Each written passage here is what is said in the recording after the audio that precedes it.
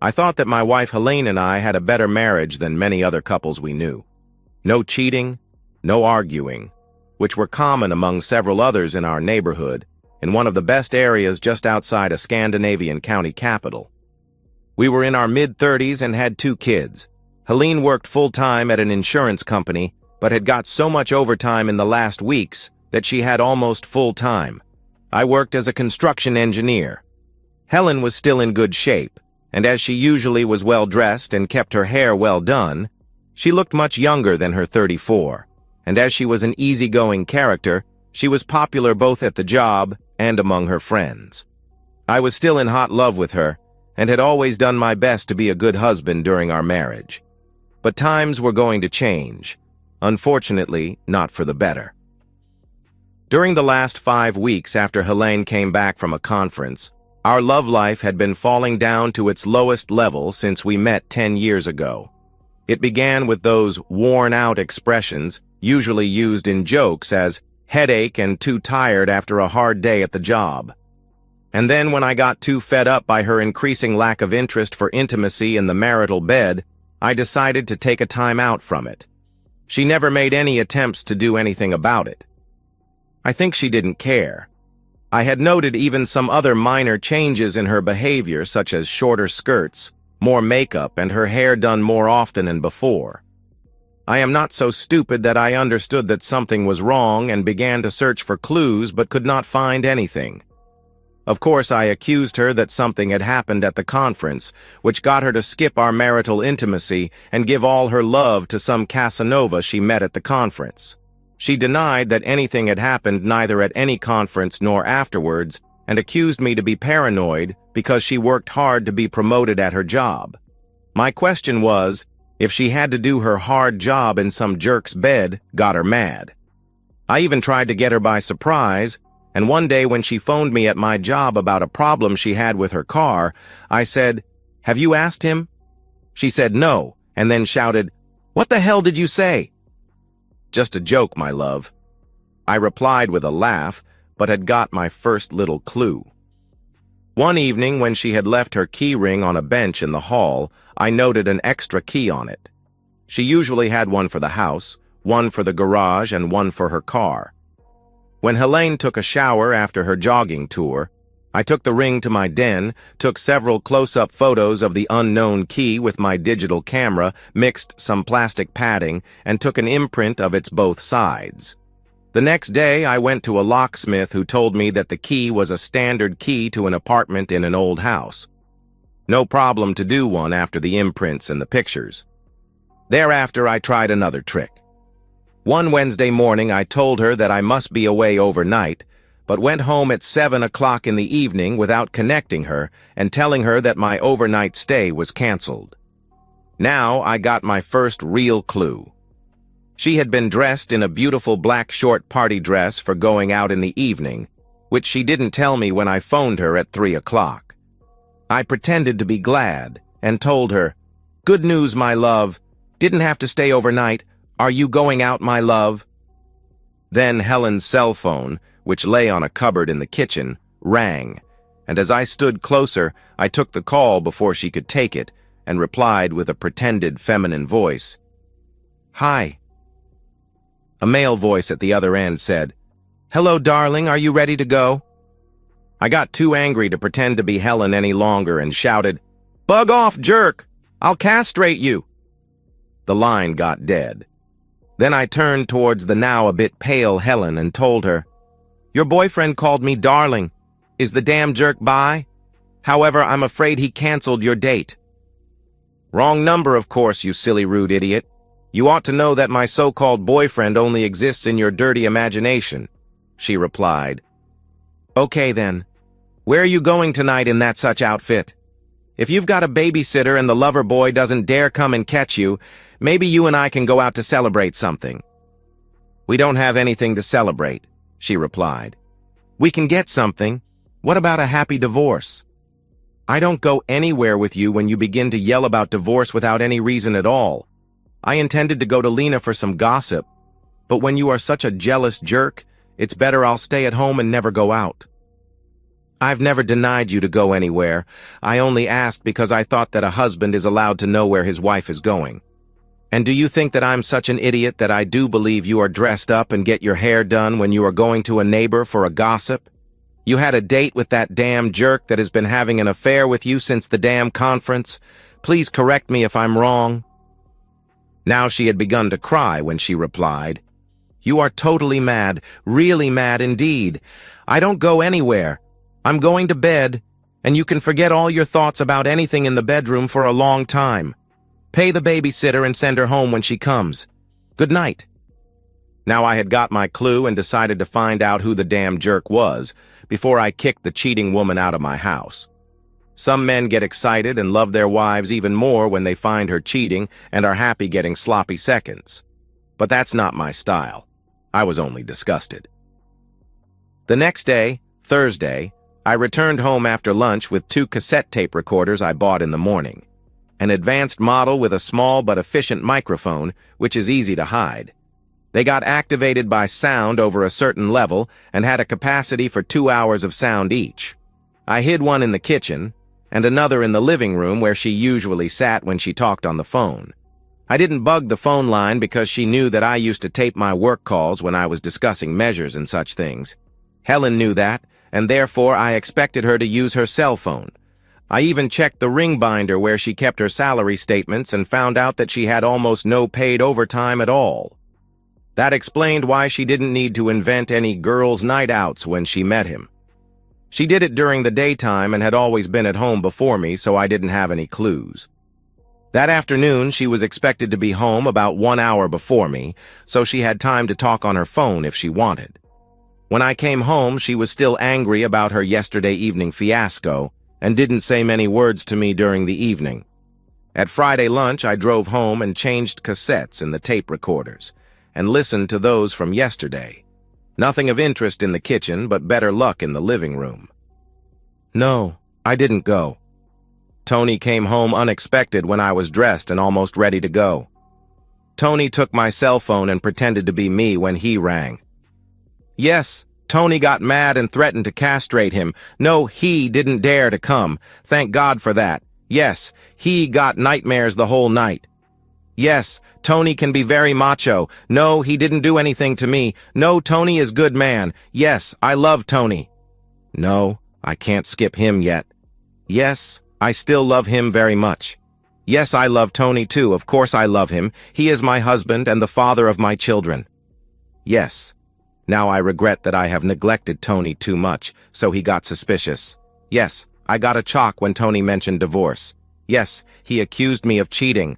But Tony will never get any evidence, and he will be well rewarded when my affair with him is over. No, I still love him very much, but I have to let Tony be number one for a while so I can save my marriage. Yes, he understands that my marriage is in danger, and a divorce I too high price for our love. Yes, he agreed to let Tony by number one for a while. Isn't that kind of him? Yes. I regret that the conference intimacy got so far. I ought to have been satisfied with the usual one night. Yes, Tony and I are invited at home to the managing director for dinner at Saturday evening. I think I'll get promoted.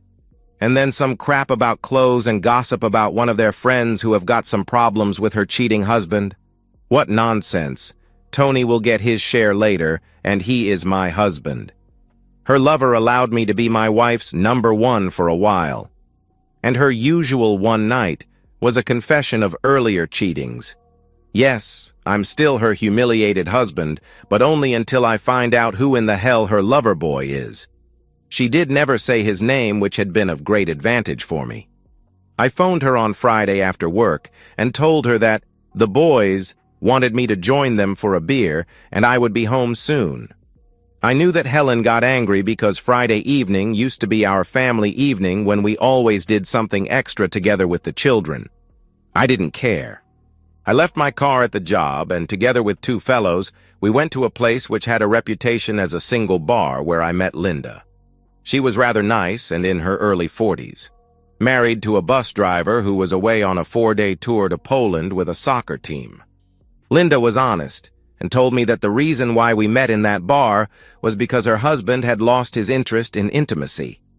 I replied that she had met the right guy because my wife had done the same thing to me. Her 2 teenage daughters were visiting a cousin, so we left early for her place.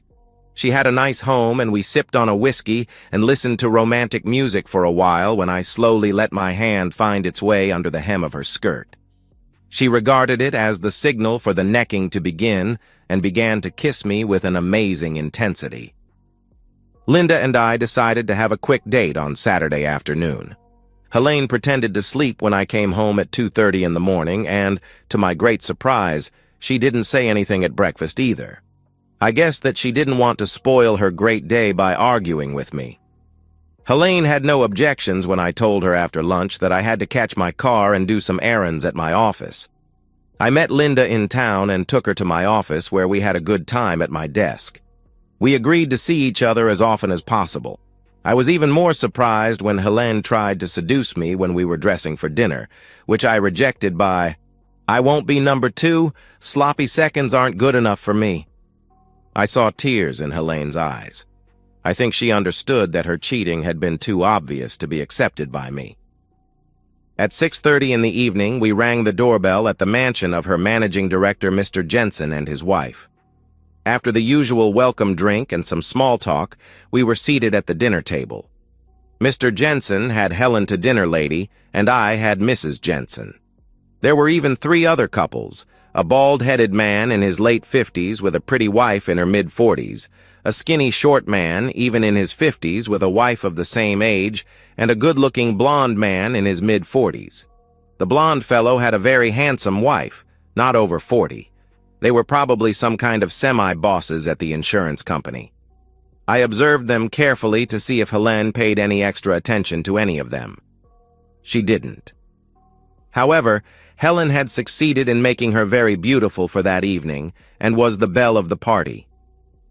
Mrs. Jensen and I had a pleasant small talk about several things, and when we were finished with the starter, she suddenly said so everyone at the table could hear it, "Mr. Erickson, you must be a lucky man who's got such a pretty wife." I replied with a slightly increased voice, "I regret to say that I can't agree to that." Now I noted that everybody at the table had their attention on us when she asked, "Why not?" "Because she is a cheating woman." "How can you sit here and say such rude remarks about your pretty wife?"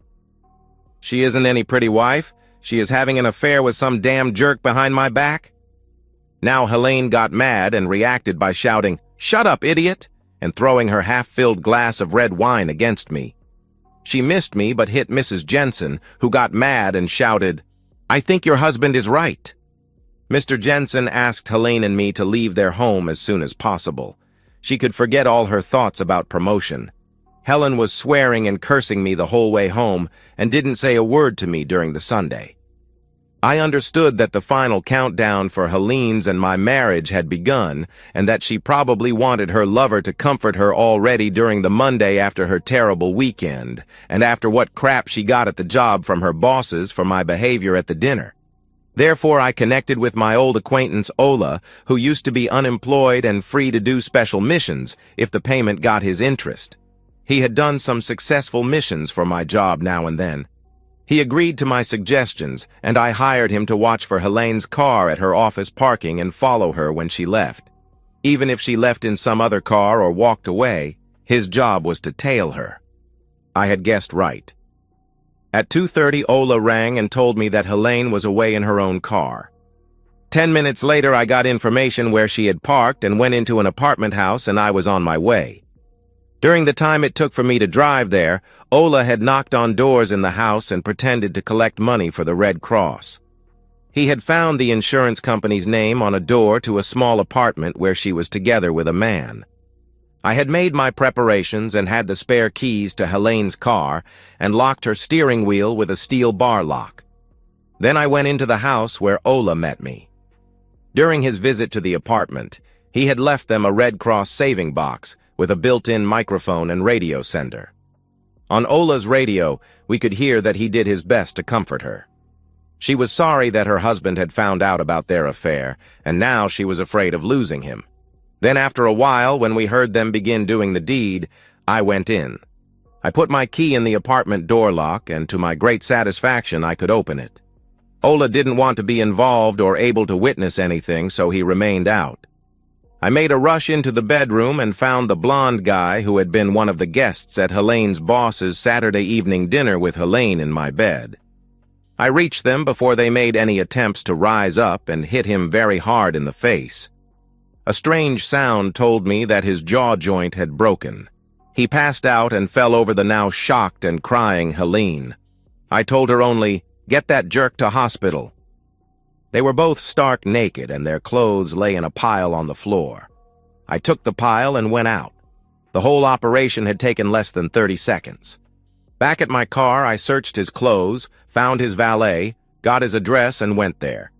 He lived in a nice house in a popular area. I phoned his home number, and when I didn't get any answer, I rang the doorbell. No answer even there, so I took his key and went into the house with his and Helene's clothes. In the house, I went to the master bedroom and laid Helene's clothes in good order on his wife's bed and his clothes on his bed so it looked like two people were lying in the bed. Then I went home. I had done what a real man ought to do. Helene had her purse with her cell phone, money, and car keys left, but the car was impossible to drive with the extra steering wheel lock, so she had to call a friend for clothes or take a taxi dressed in something she could find in the apartment as a curtain or a sheet. After 2 hours, I noted her friend Lena's car on my driveway, and Helen, in clothes I've never seen before, came into the house. To my great surprise, she didn't start shouting and swearing, just said in a low voice, "Leif is still at the hospital. He is severely wounded and can neither speak nor chew any food for many weeks." Not so good for him, but I suppose he's got so many good times since the damn cheating conference, so he thinks it's worth it. Then she asked, "Where are the clothes?" "On Leif's marital bed." "Oh my God, how can anybody be so cruel?" she questioned. "Not difficult at all if a man is humiliated and forced to a painful divorce. If he is not a poor wimp, it is his damn duty to get some revenge or be regarded as a laughingstock," I replied. "Who's talking about divorce?" "I'll forgive you everything," she said, and began crying. And my decision is irrevocable. The countdown of our marriage was finished. To my great surprise, Helene didn't want a divorce, but the court was on my side, and 6 months later our divorce was final. If her cheating at the conference had been limited to a quickie, or even a night in the worst case, I would have forgiven her. But a long-lasting affair with Leif as number one was too much to take. Leif's wife was shocked when she found the clothes on the bed, and she divorced Leif, who had a difficult time until his jaw got healed. Helene and Leif bought an apartment together, but separated after only 6 weeks and sold it. Secret loving during working time may be romantic, but living together as a family is a bit different. Linda used to visit me for lovemaking when her husband was away. Then he began to attend therapy sessions for his problems and got an increased interest in intimacy. Linda is now a happy, faithful wife, doing her best to help him. We are now average family friends with my new girlfriend and her husband included. I have met Carolina, a 31-year-old newly divorced beauty. We are dating and have a good time together. Who knows what can happen? And that's the end of today's story. If you enjoyed it, please give this video a thumbs up and drop a comment below. Your support helps the algorithm push my content further. If you're new to the channel, don't forget to hit that subscribe button. It really helps me keep creating more stories for you. Thanks for watching, and I'll see you in the next one.